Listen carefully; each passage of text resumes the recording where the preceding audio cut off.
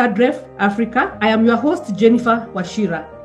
Welcome to Brighter Days segment, where we believe that broken crayons still color. In our today's segment, we shall be looking at how to manage holiday emotions as a single person due to separation or divorce. We have a tradition or a society expectation whereby people are expected to celebrate together as a family. This can be different with a single person who is separated or divorced, whereby you need to let go some of these traditions. It can be a bit complicated, especially after going through that season. Our guest today is Michelle Kawira, who is 29 years old, a young single parent. She'll be sharing with us her life's journey in separation and also as a single parent, and also how she has been able to manage these holiday emotions, considering that we are in the season. Kindly remember to like and follow our Facebook page and also invite and share with someone. Welcome, Michelle. I am saved. I love Jesus. I am an educator. I am a mother of one, an 11-month-old baby. She's turning 1 January 5th. I have also separated for around 5 months now, so July to December 2020. When I say I'm an educator, I actually run a school called the Rich African Women's School. And what I do and what we do is we support modern African women to become rich and build wealth in their relationships, income, career, and health. Rich, RICH. So it's really exciting to do this because being married, being separated is actually part of relationships, and it is that pillar.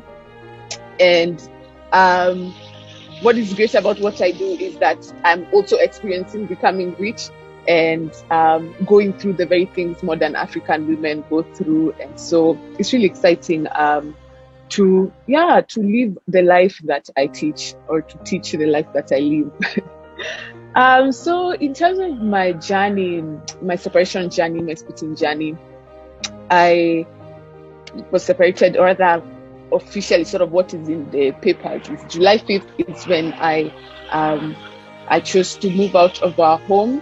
And on July 4th, I'd actually dedicated my life to Christ. That's when I was just like, hey, I surrender, Lord. I surrender it all to you. I stop trying to control things. And then July 5th is when my baby turned 6 months old. And that is the day I left because I knew I could stop breastfeeding if I needed to. She was fine.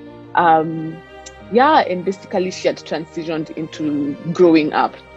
And so that is actually the reason I chose July 5th to leave.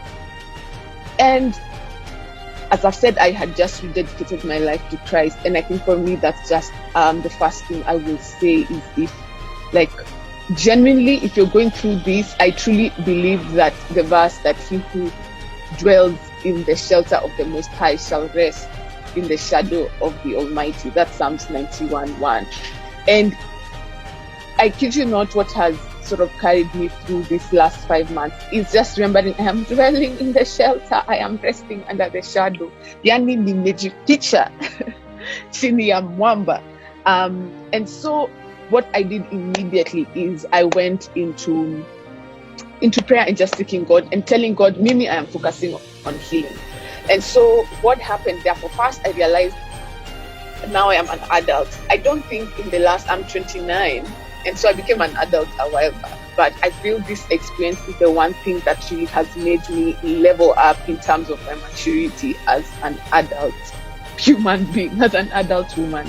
Because the first thing I did was work to separate my emotions and my pain from the process of separation, right? Because I realized very quickly that if I am separating from this person who we have hurt each other per se, and there is a process, there's a child involved, there's things involved, I need to be able to separate the process of separation from the emotions of separating.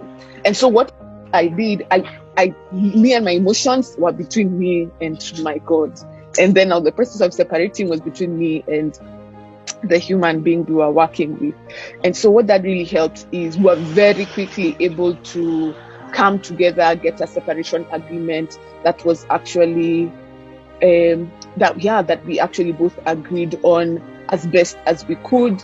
And very quickly, in a matter of 2 months, we had an agreement in place. And so that really just helped us navigate our relationship with each other, our relationship with our child, and our relationship with our, marriage assets.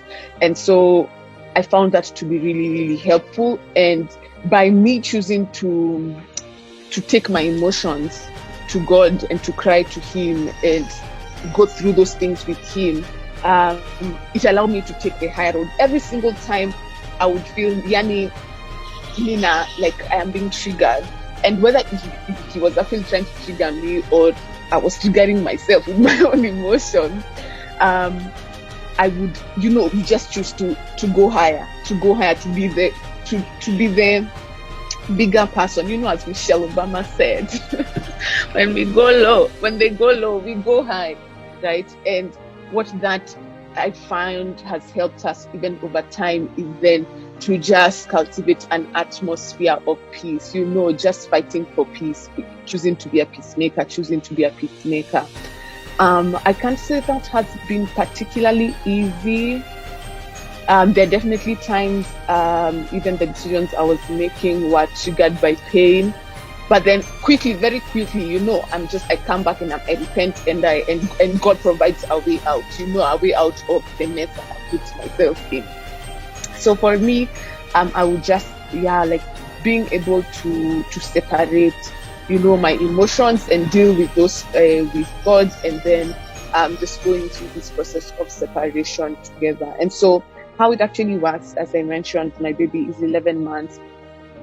We have joint custody, so I'm a single parent 2 weeks of the month, and then I'm just a single person the other 2 weeks of the month.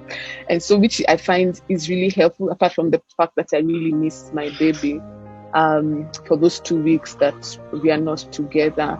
And then even just through that, I tell myself she's with her parents who loves her, who will not let anything happen to her, who cares for her just as much as I care for her. Si ati mimi ndio nampenda sana kushinda baba yake, not me who loves her more than her dad, is what I mean. So, just really working through those emotions and believing and trusting that God meant for a child to have 2 parents, and so she's having the opportunity to have 2 parents. So I am actually fine with that arrangement, because then it also allows me to be a single woman, where before what usually happens is a woman is left with the children and the man is not the one who's single, and it really doesn't allow you to be single, because now if you're single, there's also a life of being single. So I'm also grateful. So I also look at it that way. I'm like, I have the opportunity to actually live a single life for those times. And then now in September, I believe I was able to plug into divorce care at Parklands Baptist, the program that specializes in helping divorcees to heal and to grow. And I found that was extremely useful, because very quickly, it hadn't been so long, I was able to plug into a community that we could talk, and into a curriculum, created just for this very specific situation. And so it really also helped me. It's one thing to say, I'm doing well, I'm healing. But when you're able to say, I'm actually going through a program that's taking me step by step, even you yourself, you believe that something good will come out of this.